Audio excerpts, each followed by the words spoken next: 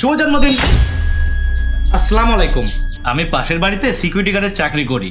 আজকে আমার বন্ধুর জন্মদিন, তাই ওর জন্য ছোট্ট একটা গিফট এনেছি। হ্যাঁ, তো এখানে কি করতে এসেছিস? তোর বন্ধুর জন্মদিন, তোর বন্ধুর বাড়িতে যা। জি ম্যাডাম, এটা জাহিদের বাড়ি না? হ্যাঁ। আরে তুহিন, দেখছি তুই এই বছরেও আমার জন্য গিফট আনতে ভুলিসনি দেখছি। কিভাবে ভুলতে পারি বল?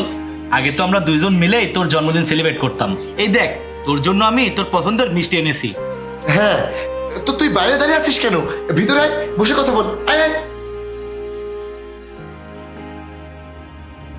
ছি, সামান্য একটা সিকিউরিটি গার্ড জাহিদের বন্ধু? কি সব বন্ধু পুষে রেখেছে।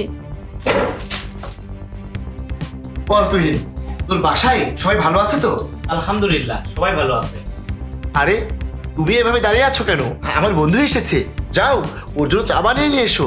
এই শোনো, আমি কোনো চাটা বানাতে পারবো না, দরকার হলে বাইরে থেকে নিয়ে এসে খাও। আরে তুমি সব কি বলছো? ও আমার বন্ধু।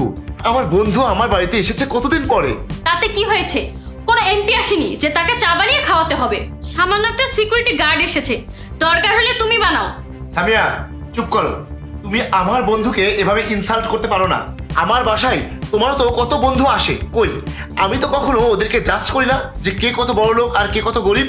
এই শোনো, আমার বন্ধুরা না তোমাদের বন্ধুদের মতো না, ওরা সবাই স্ট্যান্ডার্ড ফ্যামিলি থেকে বিলং করে। ভাগ্যিস তোমার এই ফ্রেন্ডটা না আমার বন্ধুদের সামনে আসেনি, তাহলে তোমার নাকটাই কেটে যেত। জানি না এটা তোমার বন্ধু কিভাবে হলো। তোমার স্ট্যান্ডার্ড কোথায়, ওর স্ট্যান্ডার্ড কোথায়? যাই হোক, ওর সাথে তাড়াতাড়ি কথা বলে বিদায় করো, আমার অনেক কাজ আছে। চুপ করো এবার, তোমার কিন্তু বেশি বেশি হয়ে যাচ্ছে। দেখো সামিয়া, তুমি কিন্তু আমার বন্ধুকে এভাবে ইনসাল্ট করতে পারো না। আমি তোমাকে শেষবারের মতো বলছি, তুমি রান্নাঘরে যাও আর চুপচাপ চা বানিয়ে নিয়ে এসো। দেখ জাহিদ, শুধু ঝামেলা করিস না। আমি এখান থেকে চলে যাচ্ছি, আর এমনিতেও আমি বাসা থেকে খেয়ে এসেছি। আমি আসছি জাহিদ। আরে তুই শোন, কোথাও যাবে না, তুই বস, এখনই তো আসলি মাত্র। আমিও তোমাকে শেষবারের মতো বলছি, আমি ওর জন্য চা বানাতে পারবো না, মানে পারবো না। এটা নিয়ে আমার সাথে তর্ক করো না। এবার তুমি থামো। তুমি কি জানো তোমার আর আমার মধ্যে এই একটাই পার্থক্য? তুমি স্ট্যান্ডার্ড দেখে বন্ধুত্ব করো আর আমি এসব দেখি না। আর আমি যার সাথে বন্ধুত্ব করি আমি তার পাশে সব সময় থাকি। যেখানে আমাদের নবী রাসূলরা বন্ধুত্বে কোনো উঁচু নিচু ভেদাভেদ করেননি, সেখানে তুমি আমরা কে? আর তুমি আমাকে বলছো স্ট্যান্ডার্ড দেখে বন্ধুত্ব করতে। এখন তো আমার মনে হচ্ছে আমি কোনো ভুল মেয়ের সাথে বিয়ে করে ফেলিনি তো।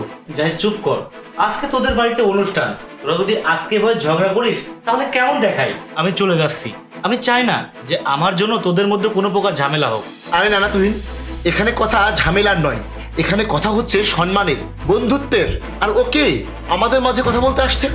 একটা কথা বস তুই, ও আমার ওয়াইফ। ওর সম্পর্কে যদি কেউ কোনো কথা বলে আমি সহ্য করতে পারি না, ঠিক তেমনি ভাবে তোর সম্পর্কেও যদি কেউ কোনো বাজে কথা বলে আমি সহ্য করতে পারি না। তুই বস, আমি তোর জন্য চা বানিয়ে আনছি। না থাক, তোমাকে চা বানাতে হবে না, আমি চা বানিয়ে আনছি। আর প্লিজ তোমরা আমাকে ক্ষমা করে দিও, আমি আসলে জানতাম না তোমার বন্ধু এত ভালো মানুষ আর তোমাদের বন্ধুত্বটা এতটা গভীর। আমি বা বুঝবো কিভাবে?